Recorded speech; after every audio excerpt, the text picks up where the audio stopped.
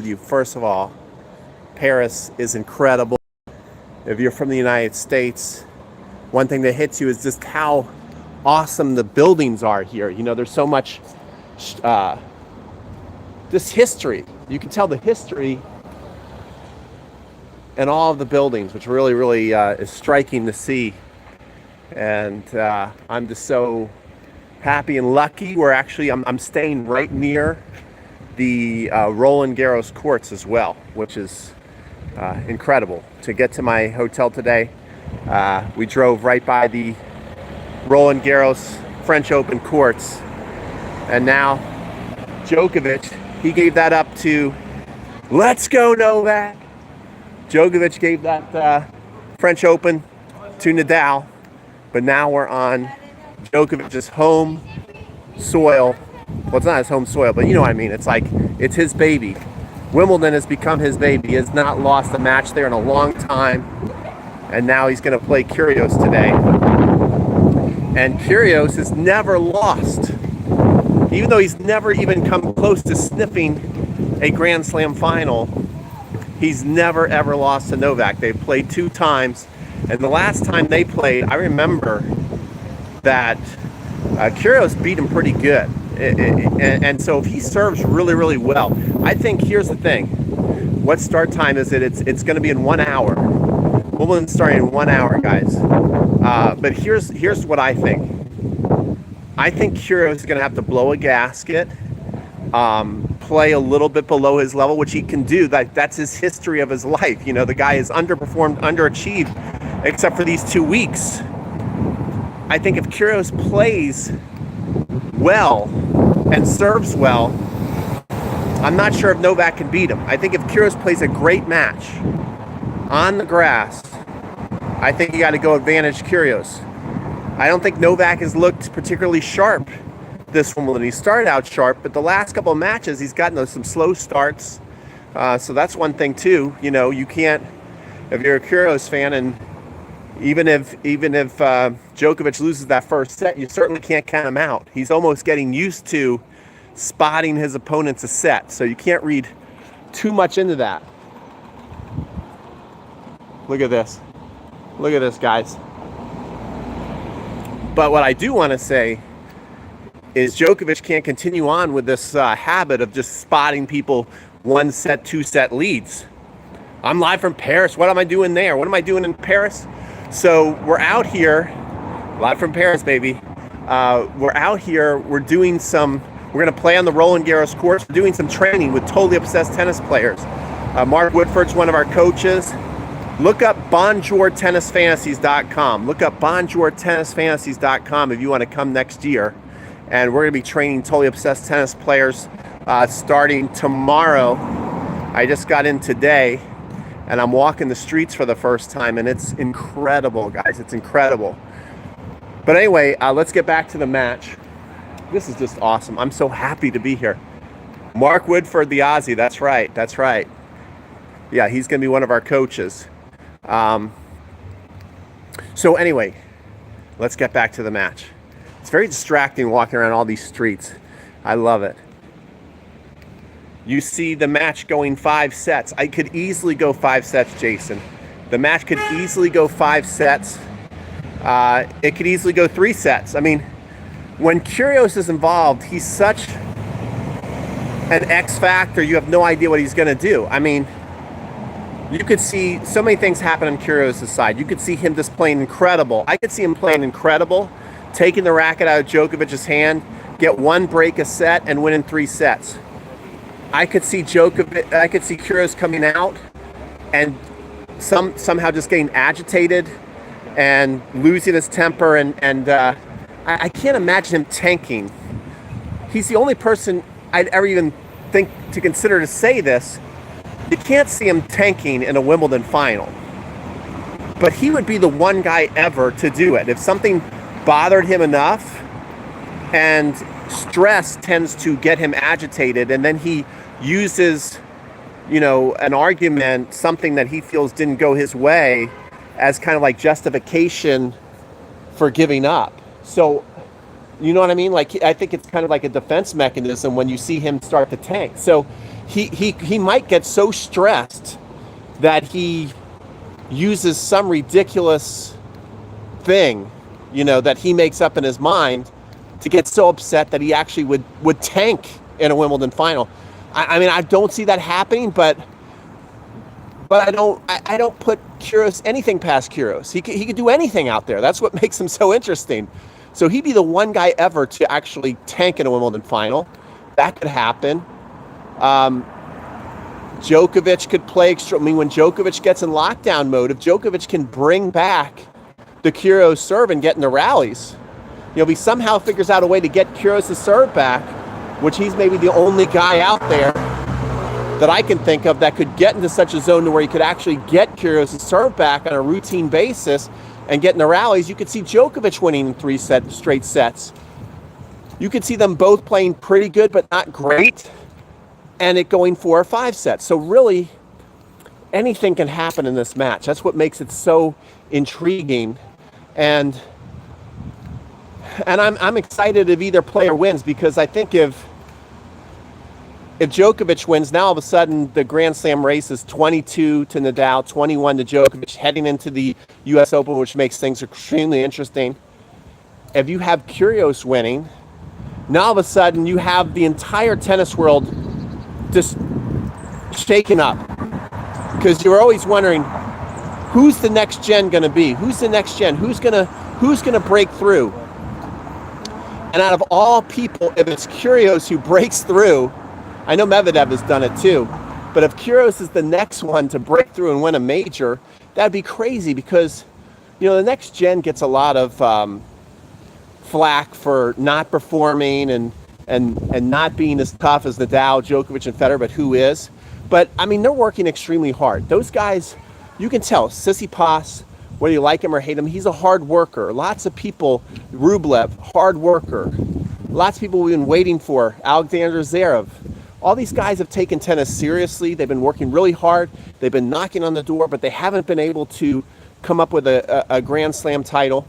Then you have Kyrgios, who basically sometimes makes fun of the sport and says it's boring and that tennis is boring and that he doesn't like tennis very much and has way more interesting things to do with his time than to play tennis.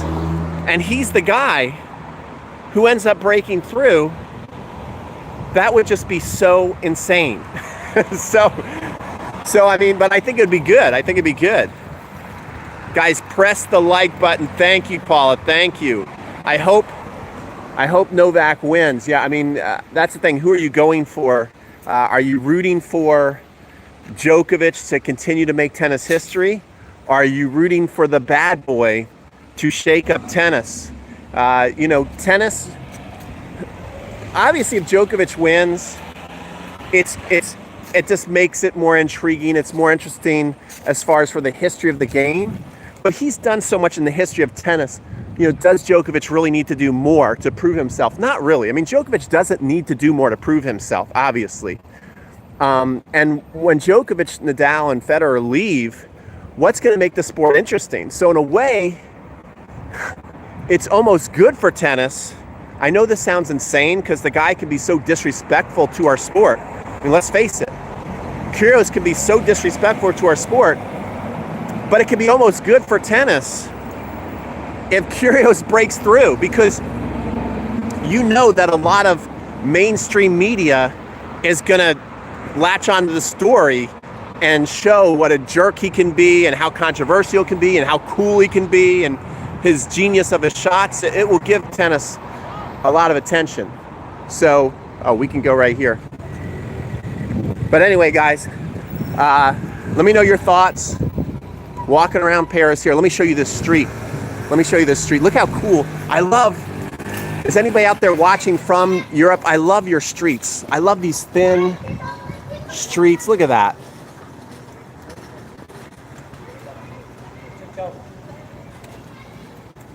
You just don't see things like this in the United States. You just don't see a street like this. I mean, it's just like you see on TV. It's just as cool as you see on TV. I love it. The only reason why I'm watching Grand Slam final is because of Kyrgios playing. Okay, so Nick is good for the sport, say some people. Guys, I like what one person said. Paul said, smash up the like button. Smash up the like button if you want me to do more live streams. If you want me to do more live streams from Paris, so I know you guys like this and are interested in seeing the streets. You know, let me know if you want me to sometimes to just come and show you guys what I'm doing. We're going to be playing on the French Open courts. We're going to be playing at Roland Garros. No one's ever really been allowed to do that as far as just outsiders being able to play on the court. So it's going to be pretty awesome. So let me know if you would like to see that. Smash up the like button. But yeah, so some people on the stream have said, I'm only watching the final because of this crazy Kyrgios guy. All the time. If all you see all the time is that Nadal, Federer, and Djokovic have gotten to a final, you know, it's fun, it's interesting, but it can also be boring. It can be too predictable. And Kyrgios actually has the personality of you know, seeing somebody new possibly winning. Like, no disrespect to the women's side, but you know, I don't know how many people are actually interested in watching the women's final today, even though it went 3 sets, which is a great match. But you know, those two ladies who got to the finals, they don't really have the star power. Even though they both played well on the tour and won a lot of matches, they're not routinely in semifinals and finals, so we don't really know them well. Nick, because of his craziness, even though he hasn't gone deep in a major yet, he's been around for a while. He's beaten Nadal at Wimbledon, which made everybody pay attention to him. He does all kinds of crazy things off the court, so even though he's never even come close to a final, everybody knows who Nick is, all right? We already know who he is. Are you going to buy some tennis? Fashion, maybe a new Lacoste? Yeah, I think so. I think I got to buy some tennis. See you in tomorrow. Scott Levy's on. Scott Levy is part of our group. He's going to be training with us here in Paris. So he's coming in tomorrow, I guess. I'm happy I'm here right now. I'm happy I get to walk around. Listen, we can hear some music. Yeah. It sounds like they got some karaoke going on there. How cool is that? This is just awesome, man. This is awesome. I am so pumped up to be here. Let me know, guys, who are you picking? Who do you think's going to win? I haven't given you my pick yet. That'd be great. Do it. Greetings from Serbia. Hello. All right. My friend went to Serbia. He went to the Serbian Open. He loves Serbia. He showed me a bunch of pictures. I love Serbia too. Maybe next year I'll go to the Serbian Open because I really like it over here. You guys have beautiful, beautiful buildings. Everything's a lot cleaner than it is in the United States. I don't know. I think I like it a little better. Maybe it's because it's new and different for me, so I'm excited about it. But it's pretty cool. So yeah, so I'm gonna head back. We'll walk by some tennis courts. Got those. Did you guys hear the sirens? Let's hear the sirens. It's an ambulance right there. But yeah, that's. You're from the U.S. You've always heard that ambulance when you watch those movies, right? When you watch a James Bond movie or something like that, you'll hear that ambulance sound go by. I'm now hearing it for the first time real. I love that. Look at the street cafe. Look at that.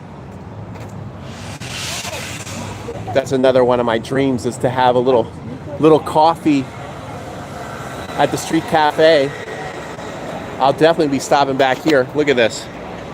Look at this. How cool is that? Definitely gonna be stopping off there. All right. I'm gonna walk across the street here. I'm heading back to my hotel now. I'll walk back to my hotel with you guys, and then we'll end this live stream. But just incredible. Just an incredible day out here in Paris. Incredible day, hopefully at Wimbledon. Let me know who you guys are gonna pick. I am gonna pick. There's just too many, like, here's what I think. Come to Serbia, I will show you. All right, cool. This is the thing.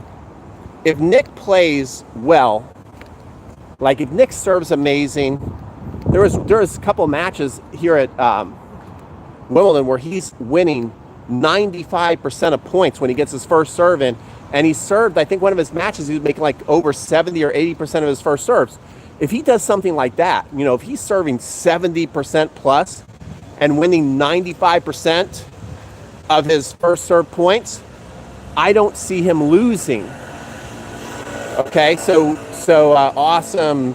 Pete in Paris, says Omar. Omar, good to see you. I don't see him losing if he does that. But here's the thing. Here's the thing. There's so many things more on Nick's side that can go wrong. Like, you know, Novak's going to show up. You know he's never going to give up. He's going to show up. He's not going to give up. He has a history of playing his absolute best tennis on the final day of a Grand Slam. That's why he has 20 majors. So there's just so much more on Novak's side that is predictable, that can go right. And that's why I'm going to pick him. So when you just add everything up, I think Novak's is going to be more solid, more experienced, ready to play, not going to let anything bother him.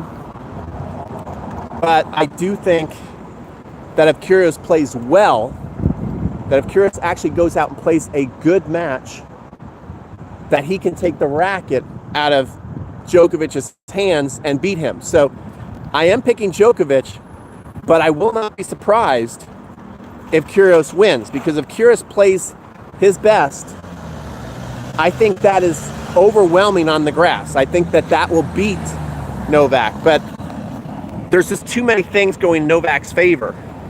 There's just too many things going in Novak's favor. The fact that he's won 20 already, that he doesn't lose, and the only guy ever you could think about actually tanking in a finals of a Wimbledon. I don't think that's going to happen, but I wouldn't be surprised. I wouldn't be surprised if that crazy nut actually would tank in a Wimbledon final if something bothered him enough and the stress got him. Now look at this. We're getting ready to walk by. Oh, I don't know if we'll be able to see the clay inside. But yeah, I'm walking by some clay courts right now. And these are clay courts that we're going to be practicing on. We're so close to Roland Garros. Believe me, in a live stream, I'll actually do it from Roland Garros. But the pros come here and practice on these courts. Okay, here's more England's going by. Take a look at this, guys.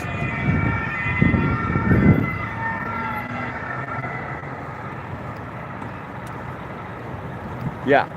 So here, you can see people, guys, hitting against the wall. You guys can see that.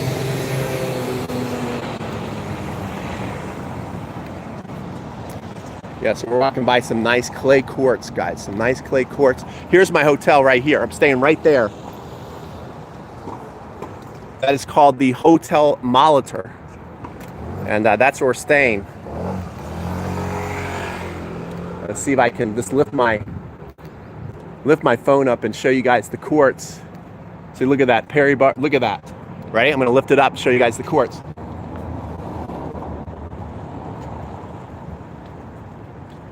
Hopefully you guys can see that. I hope so. So anyway, that's our hotel, Scott. Yes, if you're watching, yeah, right here. Right across the street, literally. So one of our campers is on this live stream. And Scott, yeah, that's a preview. Here's where you're staying. That's where we're staying, Scott. It's super cool. And here's where we'll be practicing sometimes. And look at that cool building over there. Just a really awesome spot. Just a really awesome spot. Okay, guys. So enjoy Wimbledon. I just wanted to come on some more. I'm going to see if, I don't know how busy it's going to be. There we go. Braxton right there. I don't know how busy it's going to be. But I'm going to try and also film some video tutorials out here. If you're watching me for the first time, I do online tennis instruction, so I'm going to try and do some video tutorials out here. Anyway, thanks so much for watching. Yeah. Thanks so much for watching. You guys have a great day. Enjoy Wimbledon. Like this video on the way out, or if you watch the replay.